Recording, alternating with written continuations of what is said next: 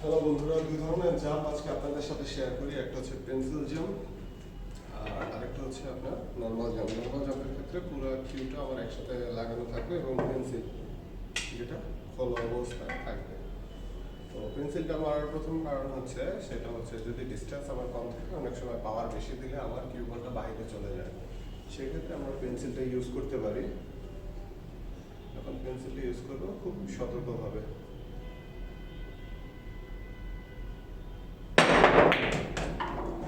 আপনাদের পেন্সিল, হ্যাঁ, দেন যদি একটু জায়গা থাকে বলটা কন্ট্রোল করতে পারবো, সেক্ষেত্রে এই কিউ স্টিক পুরোটার সহ নর্মাল জাম্প, এটাও খুব সতর্কতার সাথে মারতে হবে।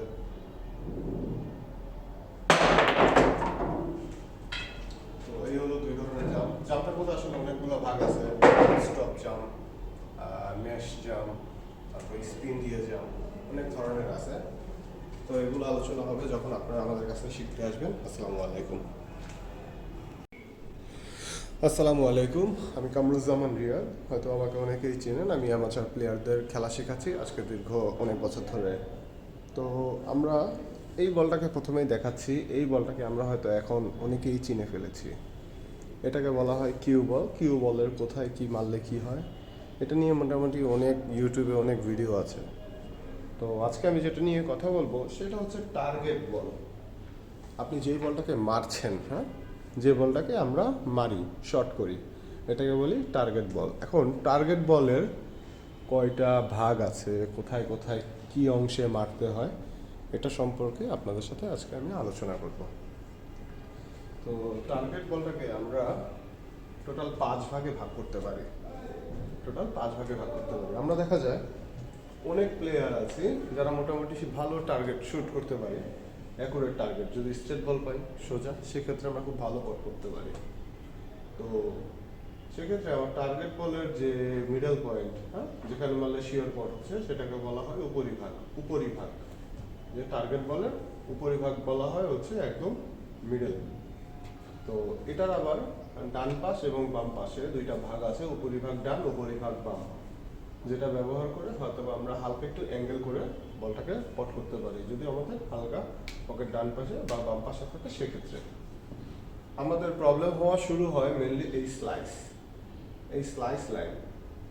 এতটুকুকে বলা হয় স্লাইস লাইন। উপরিভাগ ডান বা উপরিভাগ বামের পরে যে অংশটা, এই অংশটাকে বলা হয় স্লাইস লাইন।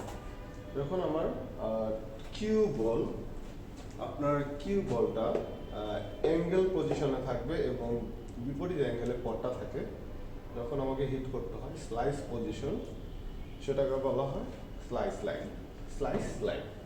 এই স্লাইস লাইনটাই দেখা গেছে আমাদের অনেকের দুর্বলতা থাকে। তারপরে হচ্ছে বলার আরও একটা লাইন থাকে, সেটা হচ্ছে একদম লাস্ট লাইন, যেটাকে বলা হয় মানে আমরা বলে থাকি থিম। যদি বাংলায় বলি, একবারে 90 ডিগ্রি যে ধরনের পটগুলো থাকে, সেই ক্ষেত্রে আমার মারতে হয় বলের সাইড পেট দিয়ে, কিউ বলের সাইড পেট দিয়ে থিম, একদম লাস্ট। থিমটাকেও আবার দুই ভাগে ভাগ করা যায়, একটা হচ্ছে হালকা মোটা, হালকা পাতলা। এটা আমরা বাংলায় সাধারণত বলে থাকি।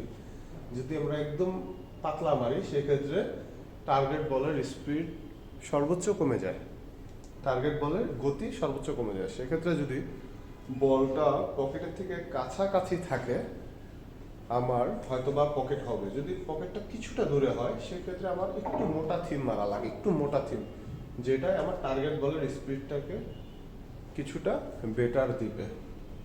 তো আমরা এই টার্গেট বলটা নিয়ে আসলে কেউই কথা বলে না। টার্গেট বলে আসলে কিভাবে কি মারতে হয়, এটা হয়তো বা অ্যাডভান্স লেভেলের বা প্রফেশনাল প্লেয়ার যারা আছে সবাই জানে। তো এই বলটা আসলে আমরা যখন খেলা প্রথমে শেখাচ্ছিলাম বা শিখাই, আমরা সবসময় চেষ্টা করি এটা একটা প্লেয়ার নিজে নিজে বুঝুক। কিন্তু একটা প্লেয়ারকে যদি আপনি এই উপরিভাগ, উপরি ডান পাশ, বাম পাশ, স্লাইস লাইন, থিম লাইন, এগুলো যদি শেখানো যায়, আমার মনে হয় একটা প্লেয়ার আরও দ্রুত ইমপ্রুভ করতে পারবে। আজকের জন্য এতটুকুই। সবাই সাপোর্ট দিবেন, লাইক শেয়ার করে আমাকে হেল্প করবেন। আসসালামু আলাইকুম।